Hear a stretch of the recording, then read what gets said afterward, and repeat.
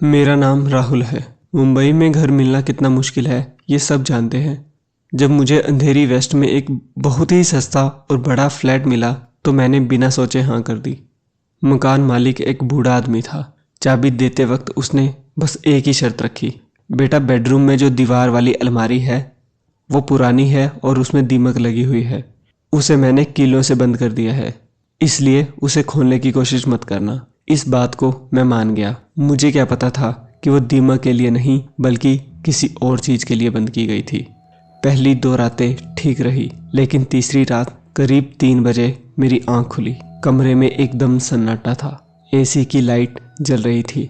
अचानक मुझे उस बंद अलमारी के अंदर से एक आवाज आई, ठक। मैंने सोचा शायद लकड़ी पुरानी है इसलिए आवाज कर रही होगी। ये सोचकर मैं करवट बदलकर लेटने ही वाला था कि फिर से आवाज आई, ठक ठक। इस बार आवाज थोड़ी तेज थी और ये आवाज लकड़ी के चटकने की नहीं थी। ये आवाज ऐसी थी जैसे कोई अलमारी के अंदर बैठा है और अपनी उंगली की पोर से दरवाजे को अंदर से खटखटा रहा है। मेरा गला सूख गया। अलमारी तो कीलों से बंद थी, अंदर कोई कैसे हो सकता है। अगली रात मैं सो नहीं पाया। मैं बस उस अलमारी को घूरता रहा। रात के करीब 3:15 पर अलमारी के अंदर से खुरचने की आवाज आने लगी, खर्र खर्र की आवाज, जैसे कोई अपने नाखूनों से लकड़ी छील रहा हो। मैं हिम्मत करके बिस्तर से उठा और अलमारी के पास गया। मैंने अपना कान अलमारी के दरवाजे से लगाया और तब मैंने सुना अंदर से किसी के गहरी भारी सांस लेने की आवाज आ रही थी।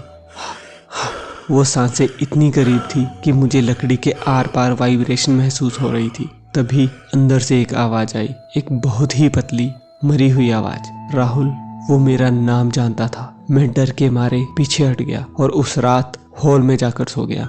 तीसरी रात मैंने फैसला किया कि मैं ये घर छोड़ दूंगा। मैं पैकिंग कर रहा था। थकान की वजह से मुझे बेडरूम में ही नींद आ गई। मेरी आंख एक बहुत तेज आवाज से खुली, क्रैक। पूरा कमरा बर्फ जैसा ठंडा हो चुका था। मेरी रजाई गीली लग रही थी जैसे हवा में नमी हो। मेरी नज़र सामने अलमारी पर पड़ी। अलमारी के दरवाजे पर लगी लोहे की कीलें एक एक कर अपने आप बाहर आने लगी। Ping ping ping. कीलों के गिरने की आवाज़ सन्नाटे में गोली जैसी लग रही थी। मैं भागना चाहता था लेकिन मेरा शरीर स्लीप पैरालिसिस में था। मैं अपनी उंगली भी नहीं हिला पा रहा था। मुझे बस लेटे लेटे तमाशा देखना था। आखिरी कील गिरी और अलमारी का पुराना भारी दरवाजा बहुत धीरे धीरे खुला। खर्र। अंदर घना गहरा अंधेरा था। उस अंधेरे में से एक सड़ी हुई मांस की बदबू आने लगी और फिर वो बाहर निकला। वो कोई इंसान नहीं था, वो एक साया था जिसका शरीर अजीब तरह से मुड़ा हुआ था। उसके हाथ घुटनों से भी नीचे तक लटक रहे थे। वो अलमारी से बाहर नहीं चला, वो रेंगा। पहले उसमें से एक लंबा काला पतला हाथ बाहर आया और उसने अलमारी की चौखट को पकड़ा। उसकी उंगलियां मकड़ी की तरह लंबी थी। फिर उसका सिर बाहर आया। उसका चेहरा एकदम सपाट था, न आंखें न नाक, सिर्फ एक बड़ा सा मुंह था जो बहुत ज्यादा चौड़ा खुला हुआ था। वो चीज धीरे धीरे, बहुत धीरे धीरे दीवार से रेंगते हुए नीचे फर्श पर उतरी। वो मेरे बिस्तर की तरफ बढ़ा। मैंने चीखना चाहा पर आवाज गले में फंस कर रह गई। वो मेरे बिस्तर के पास आया और धीरे से मेरे ऊपर चढ़ने लगा।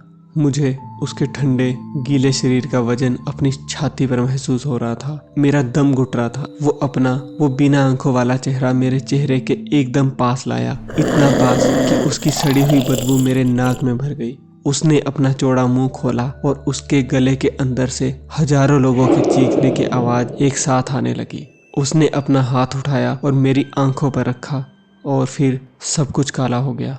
जब मेरी आंख खुली तो सुबह हो चुकी थी। मैं पसीने से भीगा हुआ था। मैंने सामने देखा, अलमारी का दरवाजा बंद था, कीलें अपनी जगह पर थी।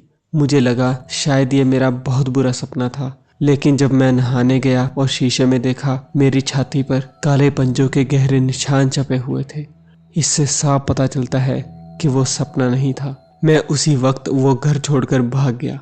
बाद में पड़ोसी ने बताया कि 10 साल पहले उस फ्लैट में एक आदमी ने अपनी पत्नी और बच्चों को मारकर उसी अलमारी में बंद कर दिया था और खुद भी वहीं मर गया था। मकान मालिक ने वो अलमारी कीलों से इसलिए बंद नहीं की थी कि दीमक ना लगे, इसलिए बंद की थी ताकि अंदर की चीज बाहर ना आ सके।